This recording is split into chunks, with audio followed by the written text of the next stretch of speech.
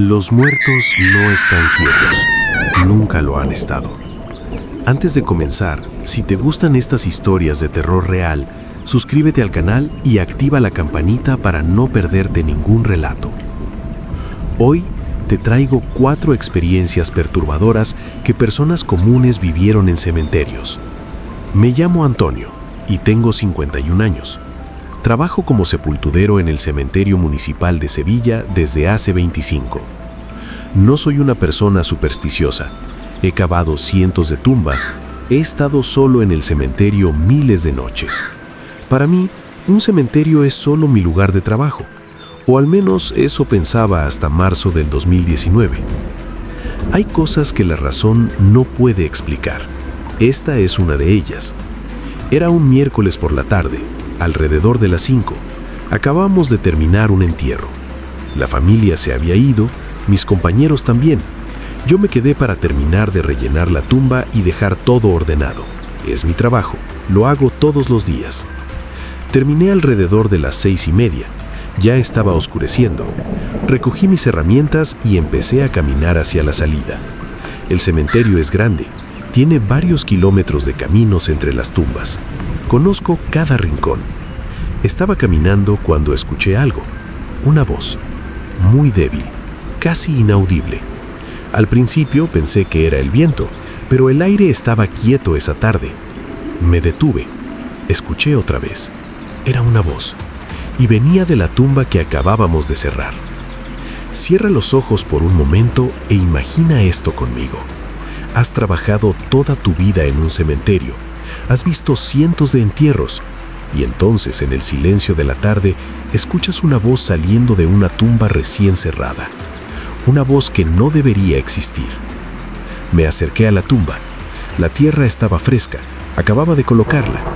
Puse mi oreja cerca del suelo y entonces lo escuché claramente. Ayuda. Una voz de hombre, débil, desesperada. Por favor, ayuda. Mi corazón comenzó a latir fuerte. Esto no podía estar pasando.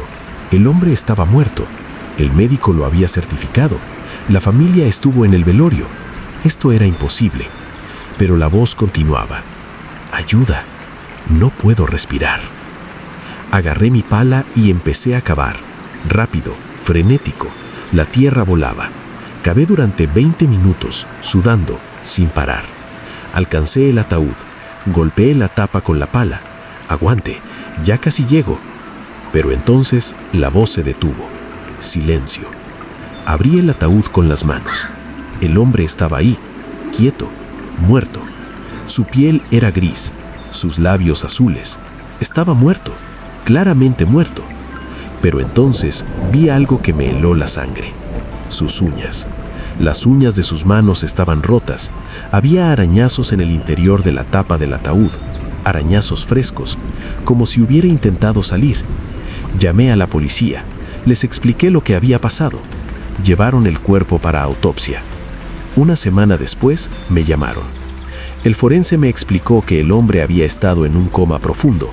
Los signos vitales eran casi imperceptibles. El médico del hospital había cometido un error. Lo había declarado muerto cuando aún estaba vivo. El hombre había despertado dentro del ataúd. Había intentado gritar, arañar, salir, pero nadie lo escuchó. Nadie excepto yo. Y cuando lo escuché, ya era demasiado tarde. Se había asfixiado minutos antes de que yo abriera el ataúd. La familia demandó al hospital. Hubo una investigación, cambios en los protocolos, pero para mí eso no cambia nada. Todavía trabajo en el cementerio, pero ahora, cada vez que cierro una tumba, me quedo un rato más. Escucho, solo para estar seguro. Porque aprendí que los errores médicos pasan y que nadie quiere morir gritando en la oscuridad mientras la tierra cae sobre su ataúd.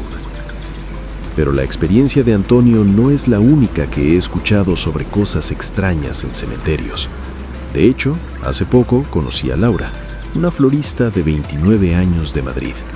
Lo que le pasó en el cementerio de la Almudena en septiembre de 2020, mientras entregaba flores, le hizo cuestionar todo lo que creía sobre la muerte y lo que viene después. Laura lleva 5 años trabajando como florista. Parte de su trabajo es entregar arreglos florales a cementerios. Lo hace varias veces por semana. Para ella, los cementerios son lugares tranquilos, pacíficos. Nunca le han dado miedo. Hay cosas que la razón no puede explicar. Esta es una de ellas. Era un lunes a mañana, alrededor de las 9.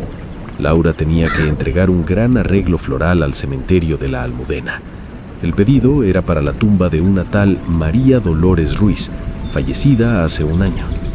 Llegó al cementerio, llevó las flores, encontró la tumba usando el mapa que le habían dado, colocó las flores, tomó una foto como prueba de entrega y empezó a caminar de vuelta a su furgoneta. Entonces vio a una mujer. Estaba arrodillada frente a una tumba, llorando intensamente con sollozos que Laura podía escuchar desde lejos. Tú sentirías empatía inmediata. Querrías acercarte, ofrecer un pañuelo, tal vez unas palabras de consuelo, porque cuando ves a alguien sufriendo así, tu instinto humano es ayudar. Laura se acercó. ¿Está bien? ¿Puedo ayudar en algo? La mujer levantó la cabeza. Tenía unos 40 años, pelo negro largo, vestida completamente de negro. Sus ojos estaban rojos de tanto llorar. «Mi hija», dijo la mujer, «hoy es el aniversario de su muerte». Laura miró la tumba. No había nombre visible desde su ángulo. «Lo siento mucho. ¿Cuántos años tenía?»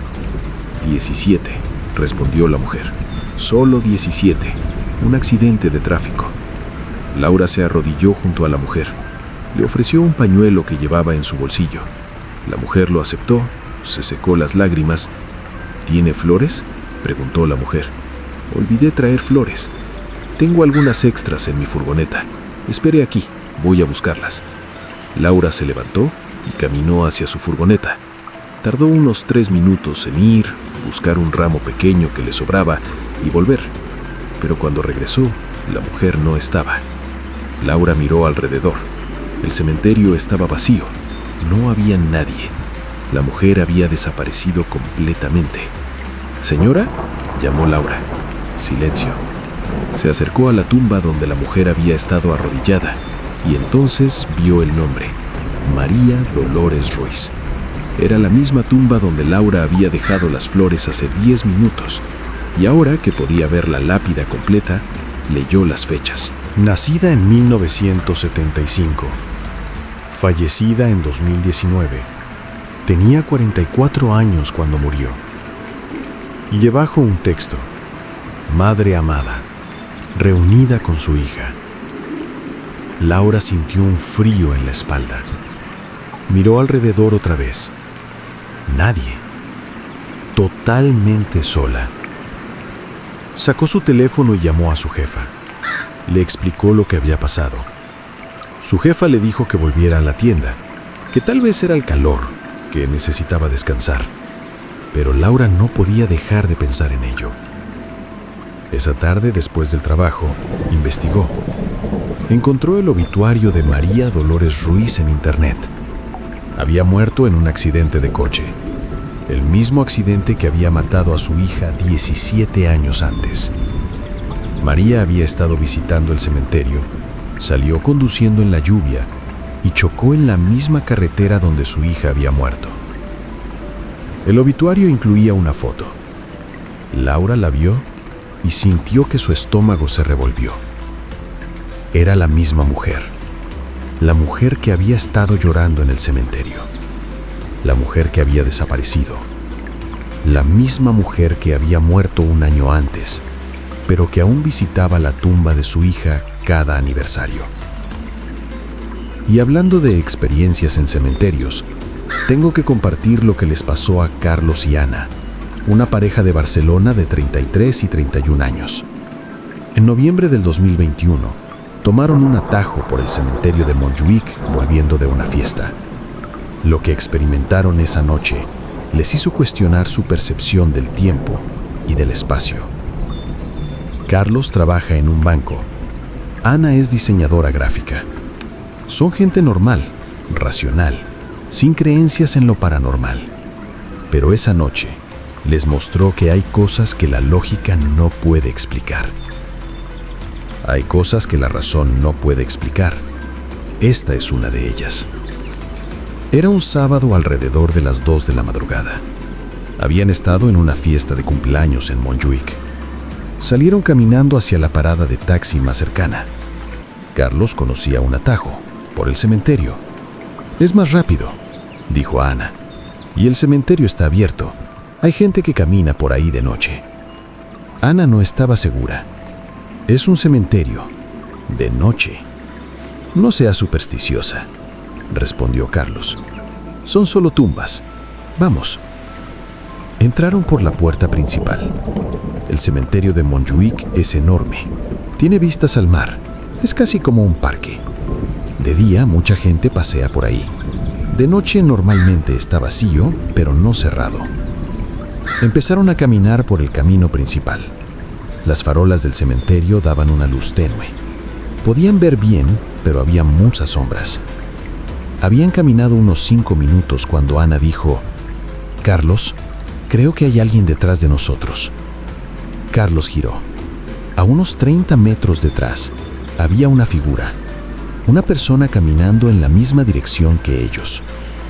«Es solo alguien más tomando el atajo», dijo Carlos. Siguieron caminando, pero Ana volvió a mirar. «Sigue ahí, a la misma distancia». Carlos miró otra vez. La figura seguía a 30 metros. No se acercaba, pero tampoco se alejaba. A 30 metros exactos. «No me gusta esto», dijo Ana. «Salgamos ya».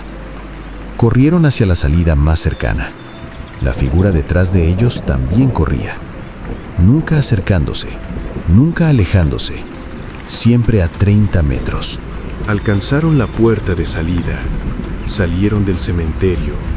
La figura se detuvo justo en la puerta, sin salir, solo mirándolos desde la entrada. Carlos y Ana siguieron corriendo hasta alcanzar la calle principal. Pararon, respirando con dificultad. «¿Qué mierda fue eso?», preguntó Ana. Carlos sacó su teléfono para pedir un taxi, y entonces vio la hora, 5:17 a.m. «Esto no puede ser correcto», dijo Carlos. «Entramos al cementerio a las 2 y pico. Hemos estado caminando 20 minutos como mucho». Pero su teléfono mostraba 5:17. El sol estaba empezando a salir. Habían perdido 3 horas. 3 horas que para ellos se habían sentido como 20 minutos. Ana revisó su teléfono. 5:17. «Carlos, ¿qué nos pasó?». No tenían respuesta. Tomaron un taxi a casa. No hablaron del tema durante el viaje. Al día siguiente, Carlos investigó en internet. Tiempo perdido. Cementerio Montjuic, experiencias extrañas. Encontró foros, blogs. Había otras personas que reportaban experiencias similares. Entrar al cementerio de noche y salir horas después, sintiendo que solo habían estado minutos.